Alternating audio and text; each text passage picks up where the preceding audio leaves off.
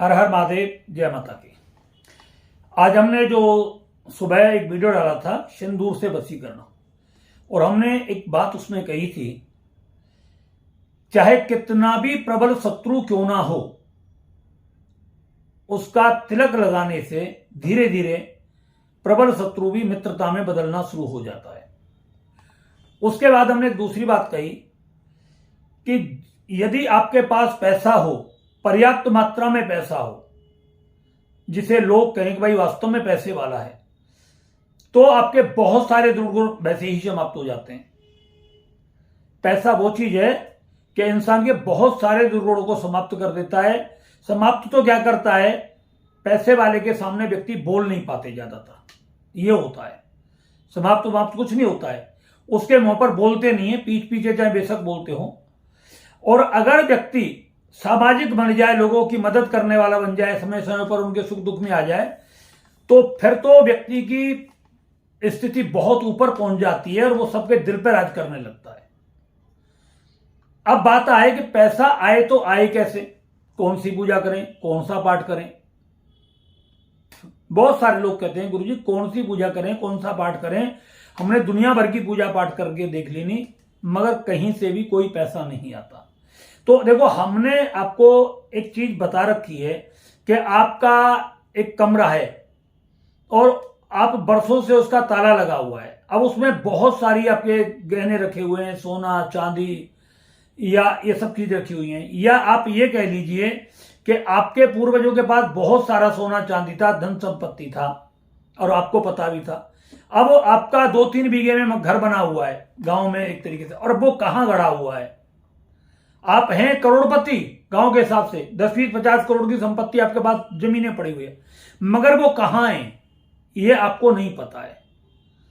और बेशक आप करोड़पति हैं, मगर आपके हाथ नहीं लग रही, तो आप जैसे हो वैसे के वैसे हो। मगर जब वो आपके हाथ लग जाए तो फिर आप रियल में करोड़पति बन जाते हो उससे।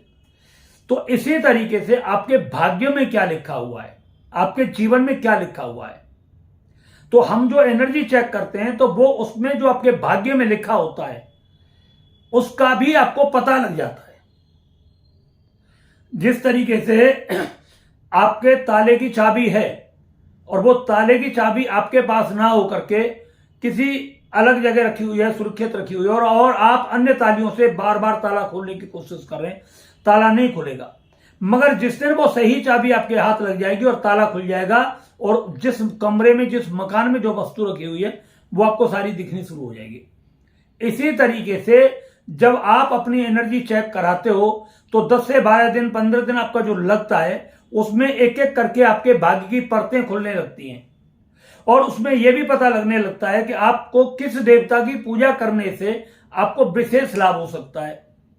यह तो आपको पता लग ही जाएगा आपको किस देवता की पूजा करनी चाहिए। आजकल बहुत सारे क्या करते हैं, भाई आपकी मेष राशि है, आप हनुमान जी की पूजा करो, आपकी वृष या तुला राशि है तो आप इनकी पूजा करो, आपकी मिथुन राशि है तो आप इसकी पूजा करो। वो राशि के देवता देख करके दे, मगर रियल पता लगता है आपका आपकी एनर्जी चेक करने पर कि आपके इष्ट कौन से हैं।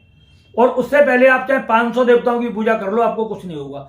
मगर जिस दिन आपने सही अपने इष्ट को पकड़ लिया तो आपको आपके जीवन में वो सारी सफलताएं मिलेंगी, वो सारी कामयाबी मिलेंगी जब आप अपने इष्ट को पकड़ लेंगे। बाकी ऐसे भटकते रहो। देखो, प्रॉपर्टी तो आपको माँ बाप की मिलेगी, आप 36 बाप बनाते हो, कोई नहीं देगा। चाहे किसी से पिताजी को, वो दे के जाएंगे अपने बच्चों को, आपको नहीं देंगे। इसी तरीके से आप चाहे कितने भी देवताओं की पूजा कर लो, मगर आपको मिलेगा तभी जब आप अपने इष्ट तक पहुंचोगे। इस चीज का हमेशा ध्यान रखो। दूसरी बात, आप दुनिया भर की पूजा कर रहे हैं मगर आपका भाग्योदय नहीं हो रहा, इसका भी यही कारण है कि आप अपने इष्ट तक नहीं पहुंचे। इसके बावजूद भी कई बार ऐसा होता है, आपके तंत्र मंत्र आपके ऊपर जो होते हैं वो आपके भाग्य को उदय नहीं होने देते। आपके कुल देवता आपसे रुष्ट हो, वो आपके भाग्य को उदय नहीं होने देते, कामयाब नहीं होने देते। आपकी कुलदेवी रुष्ट हो, वो आपको कामयाब नहीं होने देती। आपने कोई इष्ट दोष किया हो, वो नहीं होना। आपने किसी संत महात्मा यानी माता पिता का अपमान किया हो, उससे भी आपके भाग्य में बहुत जबरदस्त अवरोध पैदा होता है। तो इन सब का जो पता लगता है वो एनर्जी चेक करने में पता लगता है।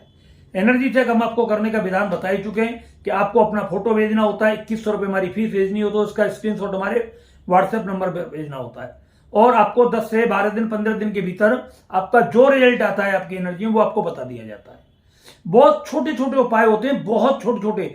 अगर आप आधा घंटे का उपाय कर लोगे ना, 6 महीने में आपकी किस्मत बदलनी शुरू हो जाएगी। आपका सब कुछ पता लग जाएगा, आपका तंत्र मंत्र जादू टोना भूत प्रेत ऊपरी पराया ग्रह दोष पितृ दोष देवी दोष आपके कुल देवताओं के दोष जितना भी कोई दोष होगा आपको मिल जाएगा। और आपको मिलेगी साथ ही आपके भाग्य की कुंजी, आपके इष्ट देवता की कुंजी, जिसके करने मात्र से आपके जीवन में सफलता ही सफलता मिलेगी और सारी असफलता हमेशा के लिए दूर हो जाएंगी। ये तो हो गई बात इस चीज की, ठीक है। अब बात करते हैं कि ऐसी कौन सी पूजा है जिसके करने मात्र से हमारे जीवन में सफलता प्राप्त हो। अभी आप हमसे यह कह सकते हो गुरुजी अभी तो आप बता रहे थे ये कि मतलब अपनी एनर्जी चेक करा करके अपने इष्ट की पता लगाओ। हाँ, ये 100% मैं सच बोल रहा हूं, मगर अब मैं जो बता रहा हूं ये एक जर्नल पूजा है, सब कोई कर सकता है, इससे लाभ होता है, 100% होता है। हम करते हैं, हमारे बहुत सारे साधक करते हैं, लाखों लोग करते हैं, ठीक है, और ना जाने कितने लोग करते हैं। और शायद हो सकता है आपने किया हो मगर आपको करने की विधि नहीं आई। आज मैं इसकी संपूर्ण विधि आपको बताने वाला हूं कि इसकी संपूर्ण विधि कैसे आप प्राप्त कर सकते हैं, कैसे आपको ये करना है वो आपको मैं बताऊंगा। देखिए, कभी भी पूर्णमासी हो, पंचमी हो या दशमी हो, पूर्णमासी हो, और अगर पूर्णमासी शुक्रवार की आपको पड़ जाए, दो चीज का ध्यान रखना। अगर पूर्णमासी शुक्रवार की पड़ जाए, शुक्ल पक्ष में ही ये जो आती है, तो बहुत ही सर्वोत्तम है। अगर नहीं पड़े तो कोई भी शुक्रवार शुक्ल पक्ष का प्रथम शुक्रवार आपको ले लेना है, ठीक। इसमें साथ में एक तिलक और बनता है, वो तिलक भी मैं आपको बता दूंगा, उस तिलक को भी आप बना लेना इसमें, और वो बहुत ही गजब। अगर ये दोनों कॉम्बिनेशन आपने बना लिया, ये तिलक भी बना लिया और मतलब जो इस स्तोत्र का पाठ जैसे मैं बताऊं वैसे आपने कर लिया, आप 30-31 दिन लगातार करके देखना, आपकी जिंदगी के बंद किस्मत के ताले धीरे धीरे खुलने लग जाएंगे। और नहीं 3 महीने में तो धीरे धीरे ये सब दरिद्रता समाप्त होनी शुरू हो जाती है, मगर नियम से वो पाठ करना है आपको। अब पहले आपको मैं बता देता हूं तिलक की विधि, तिलक कैसे बनाना है। इसमें क्या करना है आपको, मतलब जो है अपामार्ग की जड़ लेनी है, उसको घिसना है। आपको शुद्ध 100% गोरूचन लेना है, शुद्ध 100%, और कच्ची हल्दी का रस लेना है और गोरोचन को पीसना है बारीक। और आपको मतलब जो है अपामार्गी की जड़ को घिसना है, किसी चाहे गंगा जल में डाल करके किसी भी तरीके से। और फिर दूसरी मतलब जो है आपको शुद्ध गोरोचन लेना है, उसको भी वो पीस करके और कच्ची हल्दी के रस में मिक्स करके, उससे अगर गंगा जल में कच्ची हल्दी का रस लेकर के उसको मिक्स करके आप इसका तिलक किया करें, प्रतिदिन डेली तिलक किया करें। और इस मंत्र को इसी स्तोत्र से सिद्ध कर लेना है। आपको मैं तरीका बता दूंगा सिद्ध कैसे होगा ये। इसके लिए आपको बड़ का पत्ता ले आना है, बड़ के पत्ते पे रखना है, पत्ते पर ही रखना है, किसी धातु की कटोरी में नहीं रखना है, किसी चीज में नहीं रखना है। फिर बेशक बाद में आप इसे पत्ते से लेकर के और कांच की उसमें रख सकते हो, शीशी में, ठीक है। और पत्ते को किसी धातु के बर्तन में रख लेना। और जब ये स्तोत्र आपको पाठ कर लें पूरा, तो इसमें हल्की सी फूंक मार दिया करें, इससे ही आपका तिलक सिद्ध हो जाएगा। पाठ करने जब बैठोगे तो पहले आप तिलक लगाओगे, उसके बाद पाठ करने बैठोगे। अब आपको बताता हूं क्या करना है। आपको लाल आसन लेना है, लाल आसन लेकर के एक चौकी लेनी है, लाल कपड़ा बिछाना है और उस पर मां पर लक्ष्मी की, मां लक्ष्मी की एक फोटो लगा देनी है, विराजमान, बैठी हुई खड़ी हुई नहीं लगानी है, ठीक है। एक लोटा पानी लेना है, लोटे पानी लेकर के एक लाल कपड़ा लेना है, उसमें थोड़े से 10 का नोट रखना है, सिक्का नहीं रखना है, 10 का नोट रखना है। और उसके ऊपर एक लाल कंद का कपड़ा लपेट करके और माँ लक्ष्मी के नाम से थोड़े से चावल लाल करके उसके ऊपर डाल दें और बोल दें कि हे माँ लक्ष्मी आप इसमें निवास करें, ठीक है। पानी वाला नारियल नहीं लेना है, सूखा नारियल लेना है, छोटे वाला, बड़े वाला नहीं लेना है, छोटा नारियल लेना है। ये आप माँ के सामने रख दीजिए।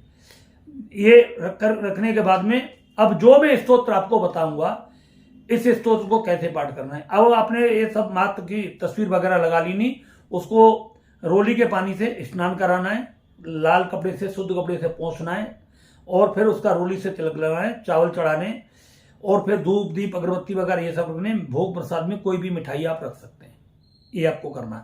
और आपको लाल आसन लेकर के बैठ जाना है।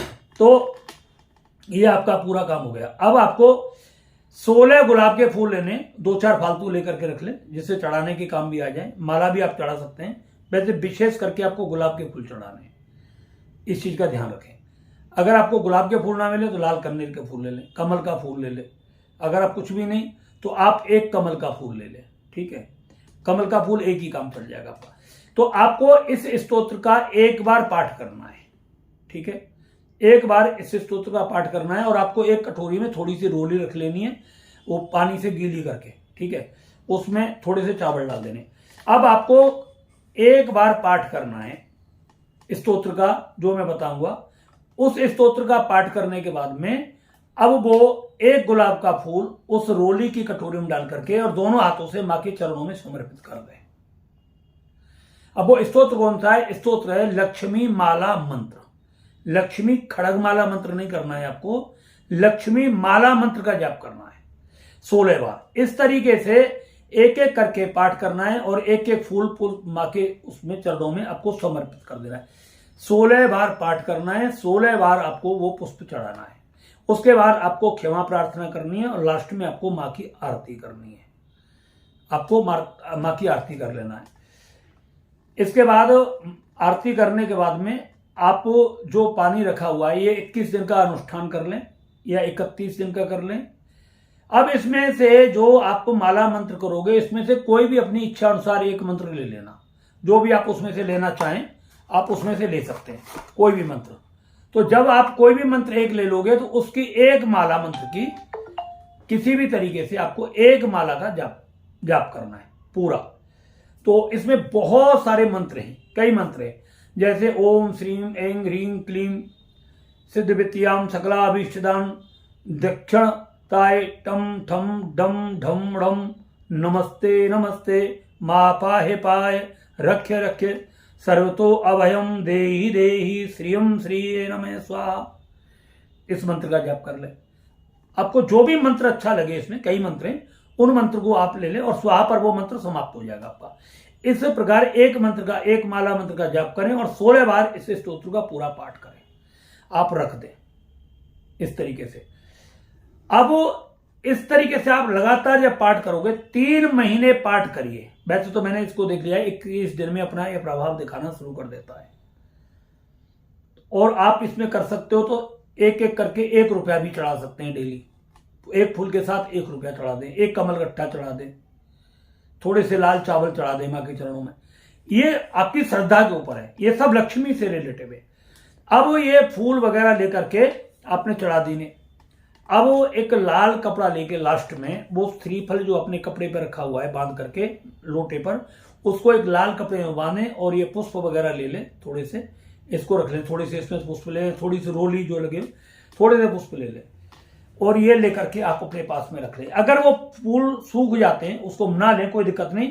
आप गेंदा के 5 फूल लेकर के बढ़िया वाले पी लें और उनको रोली की कटोरी में डुबो करके मां के चरणों से लगाएं और फिर उनको एक उस लाल कपड़ा लेकर के उसके अंदर रख लें। थोड़े से जो पूजा में चावल रहे उनको रख लें। 16 कमल गट्ठे चढ़ाए जो सारे कमल गट्ठे उस कपड़े में लाल में रख लें और जो श्रीफल आपने कपड़े में बांध करके रखा था वो भी कपड़े में रख लें। और जो रुपए जो चढ़ाए आपने 16 करके डेली, उनको भी आप अपने पास रख लें और उनकी एक पोटली बना ले, चारों कोने बना करके, और जहां आप पूजा करते हो अपनी तिजोरी रखते हो बना करके धन की, आप वहां रख दीजिए। अब आप देखना आपके भाग्य का चक्र किस तरीके से होता है। वो पैसा ऐसे खींचेगा चुंबक की तरह, चुंबक की तरह पैसा आपके पास खींच करके आना शुरू हो जाएगा। आपको पता भी नहीं चलेगा आपके पास पैसा कहां से आ रहा है, कितनी मात्रा में आ रहा है, घर के खर्चे कैसे पूरे हो रहे। जहां आप एक एक पाई पाई के लिए तरस रहे थे, एक एक पैसे के लिए आप तरस रहे थे, एक एक दाने के लिए आप तरस रहे थे, एक स्थिति वो आ जाएगी। अगर आप कंजूस किस्म के व्यक्ति नहीं है, भर भर मुट्ठी पैसा दान करना शुरू कर दोगे गरीबों के लिए।